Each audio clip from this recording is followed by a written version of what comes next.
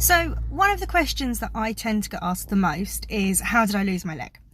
So rather than just tell you how I lost my leg, I thought I'd explain to you all of the disabilities and conditions that I've got, because sometimes, whilst my leg is something that, yes, you can see, I have got a lot of hidden conditions which you don't see, which sometimes can actually be worse than my leg. So I was born healthy. I was in a car accident when I was 3. It was a very severe car accident. My grandma died on impact. My dad died 2 months later. And from that accident, I actually developed a brain injury. So I was in a coma for 8 days. And from that, I developed a condition called peripheral neuropathy. So what that basically means is that the nerves that go from, I believe, my spine down my left leg have been damaged. So the signal itself has been damaged. So I couldn't actually feel my leg or my foot properly. I couldn't feel it at all, really. So I grew up with my not being able to feel it. And what that meant for me is that my leg and my foot in particular ended up growing deformed. I would get consistent ulcerations and infections. So, when I was about 16, I got an ulceration that was so bad it would not go. No matter what we tried, it wouldn't go. So when I was 18, I made the decision that I wanted to have my leg amputated, because by this point, so I had been on and off crutches from the age of 11. I had been in a wheelchair for 3 years, 2 years, by the time I came to have this operation done. So for me, it was the best decision ever. So loads of people will sit there and say, oh, it's a really brave decision. And to me, it was just common sense. It was kind of like, well, I either don't do it and I don't walk, or I do it and I've got a 50-50 chance of walking. And I was more than happy to take those odds, So yeah, that's the main reason as to how and why I lost my leg. So I still have got peripheral neuropathy.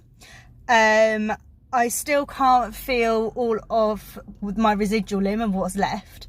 And what I can feel is hypersensitive. So I've either got no feeling or I've got an extreme amount of feeling. So it goes from one extreme to the other, which is not great. But thankfully I don't really suffer with my infections anymore, which is the main thing. With peripheral neuropathy, I also get what is called neuropathic pain.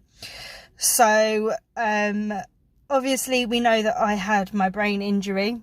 No one has ever actually explained my brain injury to myself or my mum. We had a lot going on at the time of the car accident, and it was just thankful that I survived. So yeah, no one's actually fully explained it. So, but I do get neuropathic pain, which I still get, and can be horrific. Neuropathic pain is what causes me to collapse sometimes, which happens quite frequently, unfortunately, and it can stop me from sleeping. So yeah, they were the main conditions that I developed from the car accident. So the neuropathic pain and the peripheral neuropathy. As I grew up, I also developed hypermobility. So my joints are ridiculously flexible. Again, this causes pain in my joints. So it can make movement of my joints quite difficult, especially in my wrists. My wrists are some of the worst. Because where I've used crutches, so obviously I've put my weight through my wrists and everything else, so it has actually made my wrists very weak, and it makes me hard to sometimes use things. So like saucepans, for example, I can really struggle with. And I also have a cyst on my spinal nerve.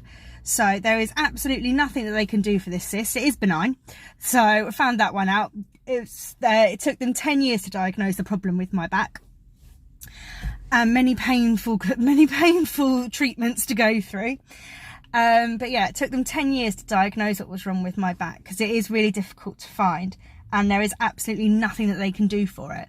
So all in all, I've got 3 separate pain conditions, as well as the physical condition, obviously, of the peripheral neuropathy. And obviously, I'm a below knee amputee. That's the one that's obvious to see. But the other 4, you can't see them. You know, you can't see that I've got peripheral neuropathy. You can't see that I've got pain, but you can see my leg. So everyone always asks about my leg, and I don't shy away from it. It doesn't matter whether you're 60 or 6. If somebody asks, I will tell them in an age appropriate way. You know, so yeah, they are my physical conditions. I do have mental health issues as well. So mental health is, I don't know if it's just the UK or what have you, but mental health is such a taboo subject, and it shouldn't be in reality. I think I can be quite taboo about it, because people start to talk about mental health and I just feel myself just close up, because I'm like, you don't want people to find out. So when I was 14, I was first diagnosed with depression and anxiety, which has been a consistent part of my life, my entire life. Because obviously I've got a lot going on in the background. When I was 19, I was first diagnosed with an eating disorder. I was diagnosed with bulimia nervosa, and I had that changed. Well, it changed a few times to a few different types of disorder, because I think they couldn't actually quite make their mind up. But thankfully, I am, touch wood, mainly recovered from that. You know, that would just be an occasional flare-up, but the depression and anxiety is still there. And for me, yes, I am, you know, I've got medication and things, but even so, it's still debilitating, because, you know, medications don't get rid of everything. They help you to manage and to function day to day. And, you know, my painkillers do exactly the same thing. They don't get rid of my pain. Just because I've taken it doesn't mean all my pain's going to magically disappear. That'd be a magic wand, and whoever creates that would earn a fortune. But it helps me to manage. It helps me to get out of bed, to be able to function and, you know, do the things that I want. It helps me to go out and get to work, because to me, getting to work helps. You know, it helps to keep me going. And, you know, yeah. So that's basically the conditions that I've got, which is the main question that I tend to get asked. Anything else you want to know, just let me know.